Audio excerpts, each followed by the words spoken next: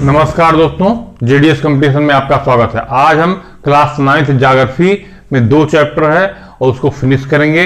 उसके में कल के डेट में जीएस में ही एक टॉपिक आता है ह्यूमन राइट्स।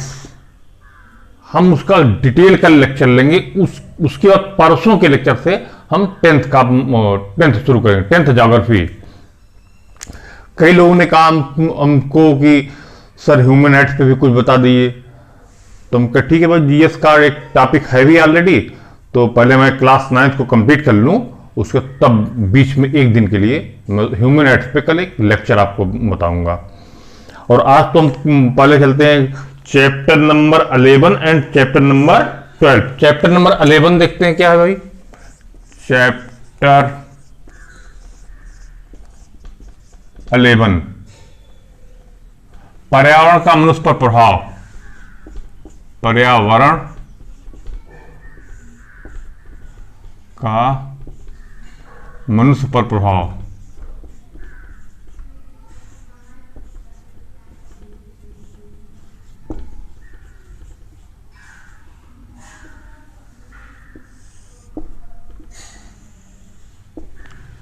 जब से पृथ्वी का अस्तित्व है तभी से पर्यावरण का भी अस्तित्व है। मनुष्य का आदिकाल में मनुष्य कैसे रहता था, आपको हिस्ट्री में हमने बताया। आखेटक संग्राम वर्ग था, और आज कैसे है। इन लाखों वर्षों में हमने पर्यावरण का सिर्फ और सिर्फ दोहन ही किया है। शुरुआत में चूंकि हमको जानकारी नहीं थी, इस कारण हमने कम किया। अब हमको ज्यादा जानकारी हुई, हमने ज्यादा दोहन किया। लेकिन ये पर्यावरण और मानव के संबंध जो है, अगर एक पक्षी होंगे तो निसंदेह इन फ्यूचर मानव जाति संकट में आ जाएगी। ये जरूरी है कि पर्यावरण, अगर पर्यावरण हमको कुछ दे रहा है तो बदले में हम भी पर्यावरण को कुछ दें, हम भी उसकी सुरक्षा करें। जैसे हम एक एग्जांपल, छोटा सा एग्जांपल ले रहे हैं। वृक्ष को हम लोग अपने सुख सुविधा के लिए काटते चले जा रहे हैं। अगर लगाएंगे नहीं तो जाहिर सी बात मुश्किल होगी हमारे लिए। तो एक एग्जांपल है, और बाकी तो बहुत से सारे एग्जांपल हैं। तो वो उस पर्यावरण को सुरक्षित और संरक्षित रखने की हमारा दायित्व है, अगर इस पृथ्वी को हमें बचाना है तो। अब इस पर्यावरण पर मनुष्य पर तो पर्यावरण का तो बहुत अच्छा प्रभाव पड़ता है, लेकिन मनुष्य जो है वो पर्यावरण को कितना नुकसान पहुंचा रहा है, उसकी एक एग्जांपल मैं दे रहा हूं। पिछले 100 वर्षों में ओजोन लेयर में 0.3 से पिछले 100 वर्षों में पूरे पृथ्वी का टेम्परेचर 0.3 से 0.7 डिग्री सेंटीग्रेड तक बढ़ा है। क्यों बढ़ा है? हमने अपने सुख सुविधाओं के कारण कारखाने, चिमनियां और तमाम तरीके की चीजें ऐसा डेवलप कर लिया है कि उससे वो पृथ्वी गर्म ही हो रही है। और जब पृथ्वी गर्म होती चली जाएगी तो एक समय ऐसा आएगा कि सारे ध्रुवों के बर्फ पिघल जाएंगे और स्थल को ढकते चले जाएंगे। अब इसी में पर्यावरण प्रदूषण की भी बात आती है। अब आगे चलते हैं धीरे से, थोड़ा सा आगे। पर्यावरण प्रदूषण है क्या? जो प्रकृति के द्वारा, पहले प्रदूषण, जो प्रकृति के द्वारा जो स्ट्रक्चर फॉर्म है, जितनी गैसें आवश्यक है, जितनी जो कुछ भी आवश्यक है, अगर उसमें किसी भी प्रकार का बदलाव होता है तो वही प्रदूषण है, वही पर्यावरण प्रदूषण है। ठीक है। अब ये पर्यावरण प्रदूषण कई प्रकार के हैं। नंबर 1 आ जाते हैं वायु प्रदूषण।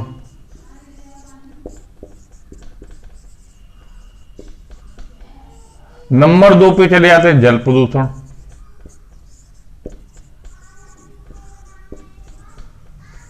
नंबर 3 पे ध्वनि प्रदूषण। नंबर 4 पे मृदा,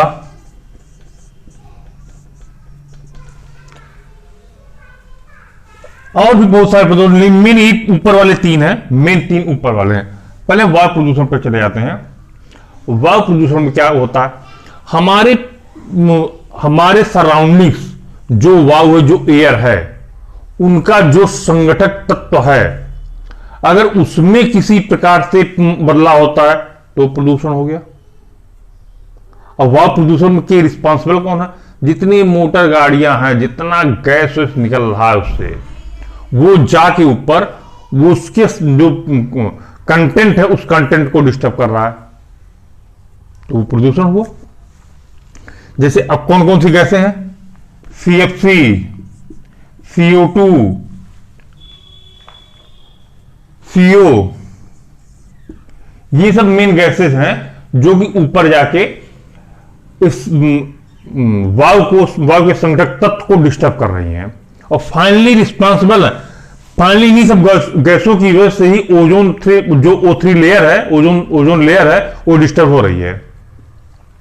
ओजोन लेयर में पिछले 100 वर्षों में 3 से 4% की कमी आई है ओजोन लेयर में, ओजोन डिप्लेशन। ठीक है, वही मैंने पिछले वीडियो में किसी ने बताया था कि ओजोन लेयर में जो कमी आ रही है वो कहीं ना कहीं हमारे लिए स्किन कैंसर का कारण बन रही है। लेकिन इस लॉकडाउन के दौरान, इस जो पूरी दुनिया जो कोरोना काल के जो पीरियड में बीती चल रही है, इसमें प्रदूषण बहुत कम हो गया है। तो ऐसे में वो ओजोन जो था डिकंसंट्रेट हो गया था, अब पुनः कंसंट्रेट हो चुका है।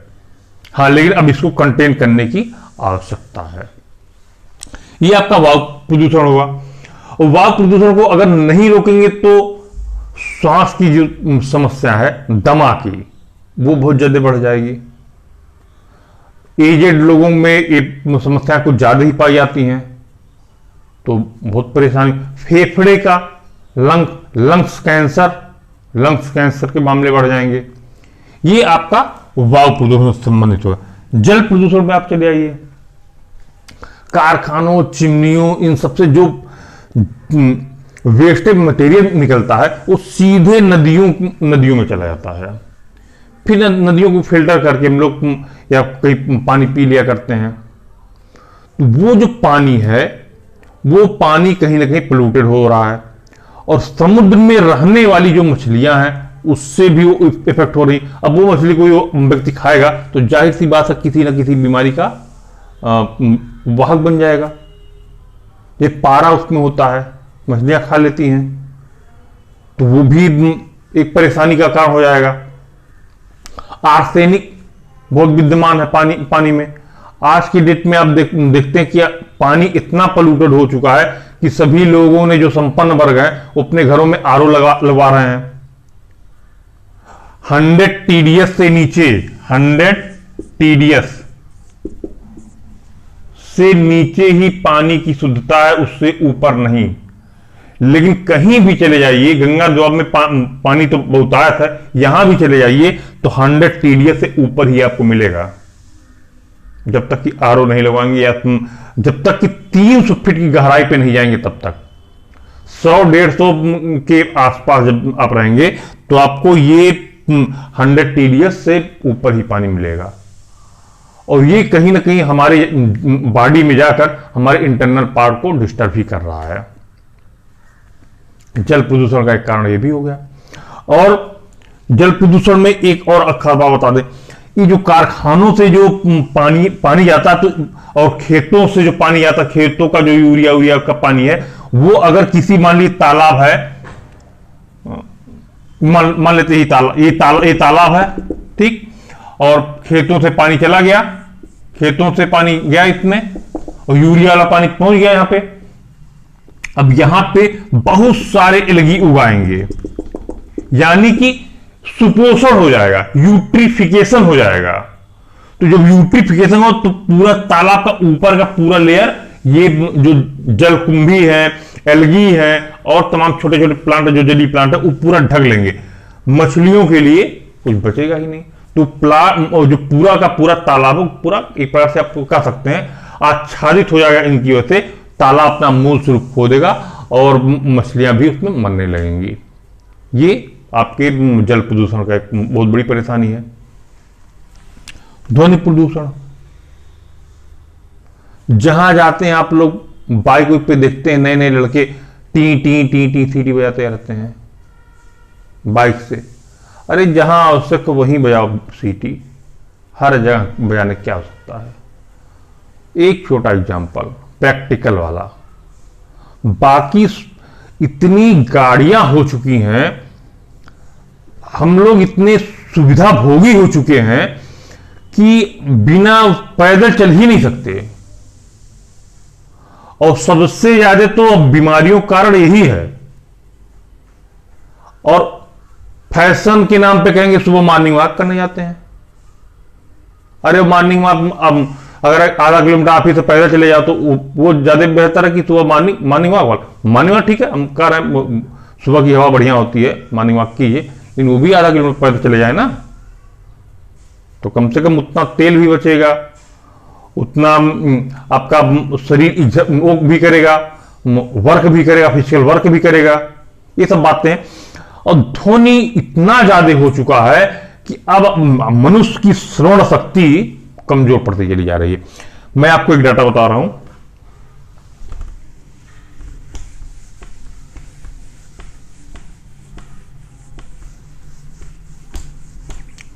हम लोगों की सुनने की जो फ्रीक्वेंसी वो कितने डेसिबल तक हम लोग सुन सकते हैं आराम से, 40 से 60 डेसिबल डीबी तक हम लोग जब बातचीत करते हैं आसानी से सुना जा सकता है। लेकिन इस समय अगर आप महसूस करेंगे, महसूस कीजिए खाली कि हमारी लिमिट यहां से स्टार्ट हो रही है, यहां से नहीं। 40 डेसिबल पे हम जब अपने घर में ही बात करते हैं तो फिर कहते हैं आए, लोग कहते हैं ना हाँ क्या कहा सर आपने, तो सुन नहीं पाते हैं। तो कहीं ना कहीं श्रवण शक्ति में हमारे हाथ हो रहा है। तो इस चीज को दुरुस्त करने के लिए ध्वनि प्रदूषण को हमको अपने मोटर गाड़ियों को कम से कम यूज करना होगा। ये सब ये नॉइज, और खाली ये तो हमारा व्यक्तिगत हुआ, और कारखाने जो हैं जो बहुत ज्यादा शोर शराबा करते हैं उसको शहर से बिल्कुल दूर करना होगा, ताकि शहर उसकी ध्वनि प्रदूषण से प्रभावित ना होने पाए। ये आपका ध्वनि प्रदूषण। मृदा प्रदूषण में अगर आप आएंगे तो जमीन, हमारी भूमि जो प्राकृतिक संसाधन है उसका इतना इरोजन हो चुका है वनों की कटाई की वजह से कि पूरी की पूरी लेयर ही निकलती चली, ऊपर की पूरी सीट ही निकलती चली जा रही है। जब पूरी सीट निकलती चली जा रही है तो फर्टिलिटी कम हो रही है, ग्रेन प्रोडक्शन कम हो रहा है, और यहां तक तो यह होगा कि एक अवनलिका अपर्दन यानी बहुत गहरी खाई हो जा रही है। बारिश का पानी होने लगता है तो एकदम पूरी नाली बन जाती है, खेतों के बीच से चली जाती है। अब यह है आपका सॉइल पोल्यूशन, इरोजन के द्वारा भी हो रहा है, ठीक है। अब धीरे धीरे आप देखते हैं हमारी इस पृथ्वी पर धीरे धीरे साधन, ये सारे आपके पोल्यूशन हुए, धीरे धीरे इस पृथ्वी पर साधनों के हाथ होते चले जा रहे हैं। मान लेते 7 अरब आबादी है पूरी दुनिया की, तो 7 अरब के भरण पोषण के लिए क्या उतना पृथ्वी पर संसाधन है? मान लेते हैं, तो अगर है तो धीरे धीरे हम लोग उसको और कम ही करते चले जा रहे हैं। अगर हम लोगों ने अपनी मानवीय गतिविधियों को ठीक ठाक नहीं किया तो इन फ्यूचर आने वाले समय में ये हमारे लिए मुश्किल ही खड़ा करेंगी। आज भी दुनिया में लगभग 83 अरब लोग भूखे पेट सोते हैं। 7 अरब की आबादी है, 83 अरब लोग भूखे पेट सोते हैं। अभी अभी नोबेल पुरस्कार दिया गया यूएन की एक संस्था WFP को। क्यों? इन्होंने भूख को दूर करने के लिए काफी वर्क किया, लेकिन इनके इतना वर्क करने के बावजूद भी 83 अरब लोग भूखे सो रहे हैं। अफ्रीकन कॉन्टिनेंट में तो खास तौर से, क्योंकि वो कॉन्टिनेंट भुखमरी का शिकार है। भारत में भी मध्य प्रदेश को इथोपिया कहा जाता है। क्यों?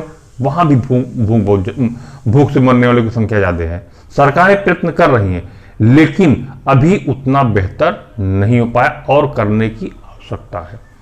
आज का ये चैप्टर यहीं पर, नेक्स्ट चैप्टर पे हम बढ़ते क्षेत्र विकास।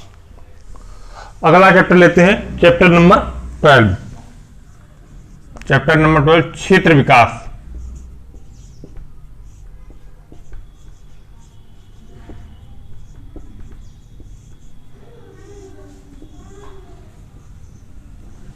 किसी क्षेत्र का विकास कैसे होता है? मनुष्य के लिए जहां पर पर्यावरण अनुकूल होता है, उसके रहने खाने जीने की व्यवस्था जहां पर हो जाती है, तो वो वहीं पर रहना पसंद करता है और उसी को विकास करना प्रारंभ कर देता है। तो पर्टिकुलर किसी एरिया को, उसी को हम लोग कहते हैं क्षेत्र विकास। ये क्षेत्र विकास हो गया। और अब इसमें आगे बढ़ते हैं।